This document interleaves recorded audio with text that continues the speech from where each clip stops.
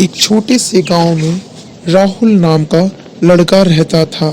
राहुल बहुत होशियार था, लेकिन उसकी एक बहुत बुरी आदत थी।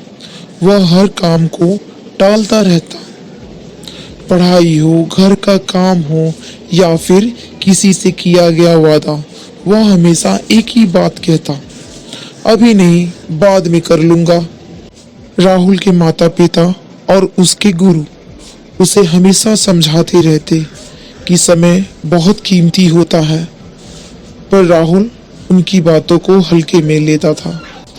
गांव में एक बुजुर्ग घड़ी साज रहते थे जिनका नाम हरिदास था। उनकी बनाई गई घड़ियां बहुत मशहूर थी। कहा जाता था उन्हें समय का गहरा ज्ञान था। एक दिन राहुल उनके पास पहुंचा और मजाक मजाक में कहने लगा, बाबा, आप घड़ियां बनाते हैं, क्या आप समय को रोक सकते हैं?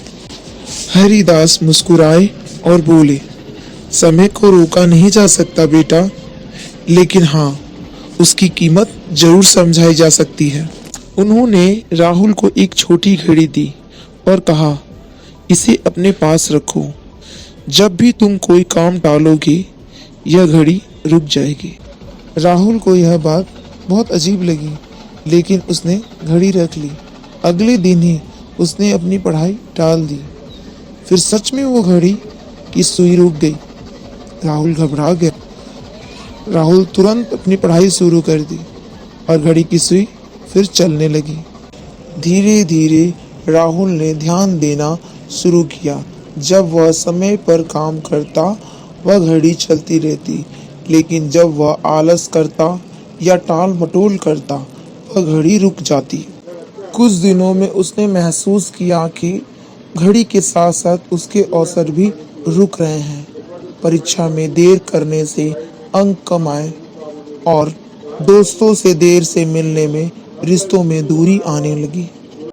एक दिन घड़ी पूरी तरह बंद हो गई।